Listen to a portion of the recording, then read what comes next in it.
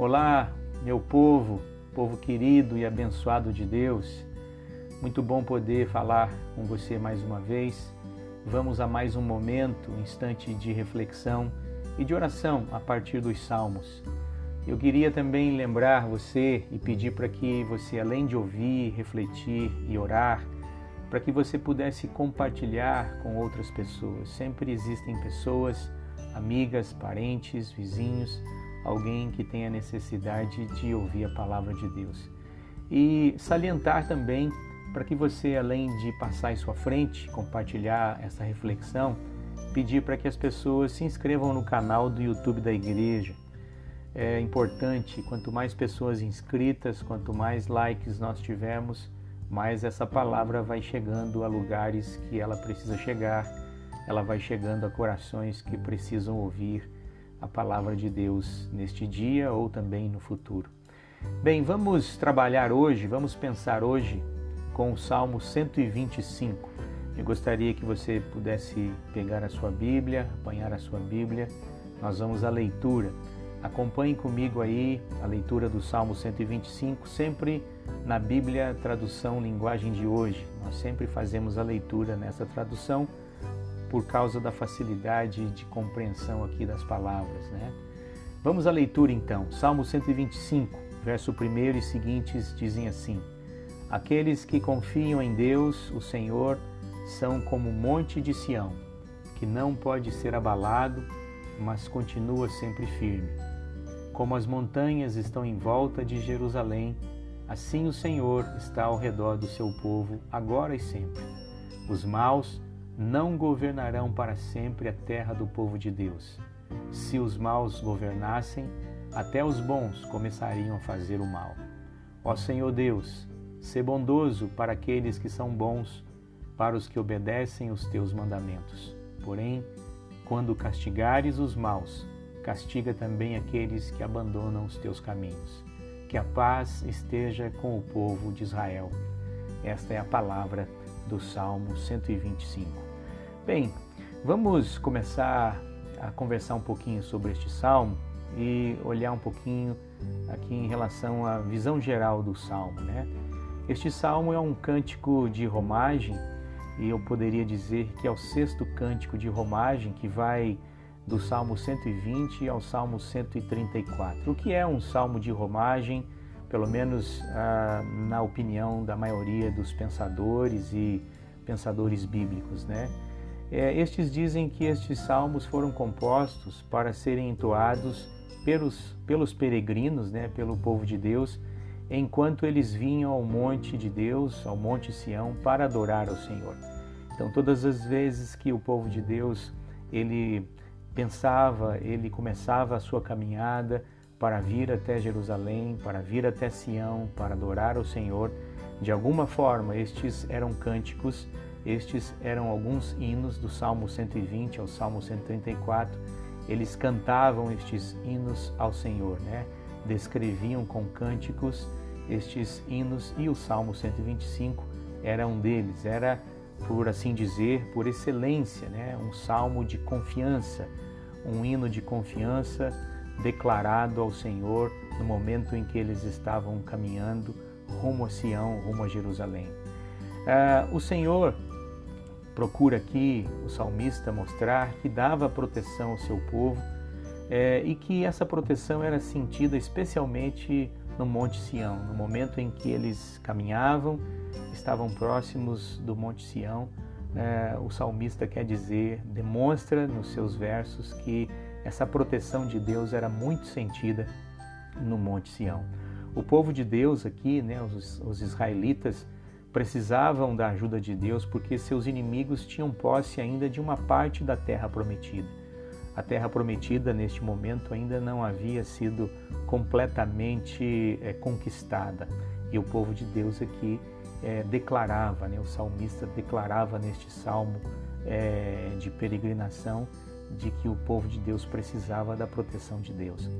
Há uma preocupação muito presente aqui neste salmo, e exemplifico isso com o verso 3 do Salmo 125, né? Que por conta da presença dos inimigos na terra, por conta da presença dos gentios, na terra prometida, o povo de Deus de repente pudesse se corromper, né? Esta presença dos gentios, a presença de inimigos na terra prometida, pudesse também de alguma forma corromper a Israel. Vamos ao texto especificamente nos seus versículos. O verso 1, a palavra aqui, a expressão importante é esta, né? Como monte de Sião. E na tradução aqui na linguagem de hoje, né, diz assim, também são como monte de Sião. O templo presente aqui em Sião, em Jerusalém, simbolizava e representava a presença de Deus, e essa presença de Deus era sentida no Monte Sião, né? Ou vice-versa também, né? O Monte Sião estava no local onde o templo havia sido construído. Era a habitação de Deus, né? Deus estava presente, representava, portanto, a estabilidade, representava a ordem, representava a confiança, representava perseverança, né? A ideia aqui do Monte Sião, o texto, né? Os que confiam no Senhor são como o Monte de Sião, que não se abala, mas permanece para sempre. Essa possibilidade, essa ideia de que as pessoas, estando ali, o monte era tão estruturado, né? Aquela montanha era tão firme, a presença do templo que transbordava confiança, perseverança, estabilidade para o povo de Deus. Essas são características que eram passadas para as pessoas, né? Para o povo de Deus que confiavam em Deus, e por isso estes poderiam permanecer firmes em meio aos problemas. Hoje Deus, claro, não está em um lugar específico, Ele não está na igreja, não está preso na igreja, Ele não está em um lugar tão somente. Hoje nós somos o templo do Espírito, né? O Espírito Santo de Deus foi nos concedido para que Ele nos dê conforto, consolo, para que Ele nos dê força, coragem, né? Ele é o nosso advogado, por assim dizer, Ele é aquele que está do nosso lado. Por isso hoje, aonde quer que estejamos, Deus está conosco. É assim que eu preciso pensar. No passado, neste salmo, quando o povo estava caminhando para o Monte Sião, para Jerusalém, assim como eles sentiam a estrutura do Monte Sião, a força do monte, representando também e representado pelo templo, né, onde habitava o Senhor, eles sentiam força, confiança e coragem. Eu gostaria que você pudesse pensar comigo e tivesse essa mesma confiança, essa mesma força. Bem, olhando um pouco agora para o verso de número 2, a palavra, a expressão aqui, como em redor de Jerusalém estão os montes, ou uma outra tradução na linguagem de hoje, né, como as montanhas estão em volta de Jerusalém. É uma descrição aqui da cidade de Jerusalém, pois ela estava abrigada em uma região montanhosa. Estes montes ao redor eram importantes para a defesa e nada mais, nada menos, né, retratavam a presença protetora de Deus. É como se Deus estivesse protegendo, além de Deus estar num lugar santo, num lugar estruturado, num lugar forte, não é? As montanhas também em volta de Jerusalém passava e simbolizava a presença protetora de Deus. Hoje, como disse, o Espírito Santo e os anjos do Senhor, né? A palavra inclusive diz que os anjos do Senhor acampam-se ao redor daqueles que o temem e os livra, né? Que você possa se sentir assim também, protegido pelo Espírito e pelos anjos do Senhor. O verso de número 3 aqui, a palavra, a expressão importante é o cetro dos ímpios, né? Ou também uma outra tradução, os maus não governam ou não governarão para sempre a terra de Deus. A palavra aqui, cetro, né, ela acaba mostrando e designando alguma coisa que indica opressão dos inimigos do povo de Deus, né? Seja opressão política, seja opressão militar, como o povo estava rodeado de inimigos, né? Nações inimigas, a preocupação aqui do salmista é essa, né? Que o salmista se preocupa com o que o povo de Deus não acabe se envolvendo com o inimigo e fazendo o que é mal, abandonando a Deus, né? Abandonando o projeto do reino de Deus, abandonando o projeto da presença de Deus para as nações, para abençoar as nações, né? E hoje também há esse perigo, né? Infelizmente estamos cercados da presença do mal, o inimigo, diz a palavra, está ao nosso redor, procurando nos levar, nos tragar, mas a ideia aqui é que nós não precisamos nos preocupar, porque o Senhor está ao nosso redor, né? E nós estamos firmes como os montes de Sião, e nós não iremos nos abalar por isso. O verso de número 4, a palavra, a expressão aqui importante é faze o bem aos bons. O salmista invoca Deus para que cumpra a promessa de sua aliança, de abençoar aqueles que tivessem fé em Deus e obedecessem a sua lei. Essa invocação, né, essa oração que eu quero fazer e faço para você e para a sua vida, né? Faze o bem, Senhor, àqueles que são bons, aqueles que buscam aquilo que é bom e fazem o bem para si mesmos e para aqueles que estão ao seu redor. E que o Senhor possa abençoar essas pessoas que me ouvem nesta oportunidade, né? Nós podemos também invocar a Deus e pedir a sua bênção, e que à luz do verso 4, essa bênção possa se cumprir na sua vida, né?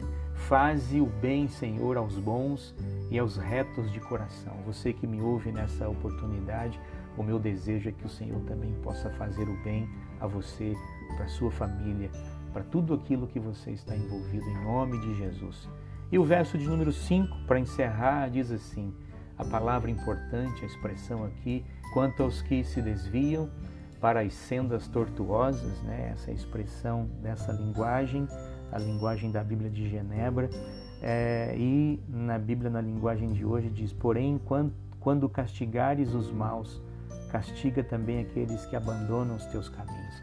A ideia aqui é para que aqueles que cedem ao exemplo dos ímpios, né? Há aqui uma ligação entre o verso 5 e o verso 3 desse salmo. A preocupação do povo de Deus à época, do salmista, é que, infelizmente, a presença de inimigos naquela terra poderia, infelizmente, corromper o coração dos bons. Então, o verso 5 traz essa ideia, né? Traz essa dimensão. Quando o Senhor castigar aqueles maus que estão descritos no verso 3, que tem o cetro dos ímpios, né? A expressão que ele usa, que também o Senhor pudesse castigar aqueles que infelizmente se corrompem e que se deixam levar pela vida e pelo mal e por aqueles que infelizmente pregam e causam mal neste tempo ou naquele tempo, né? Que Deus te abençoe e que você, à luz do Salmo 125, possa declarar ao Senhor esta palavra, né? Os que confiam no Senhor são como um monte de Sião, que não se abala e permanece para sempre. Que você permaneça para sempre, meu amigo, meu irmão, meu parceiro de caminhada do Reino de Deus. Que Deus seja contigo e que você possa procurar sempre fazer o bem, procurar sempre continuar na caminhada do Reino de Deus. Um grande abraço, um forte abraço, e que Deus ilumine a sua vida em nome do Senhor Jesus.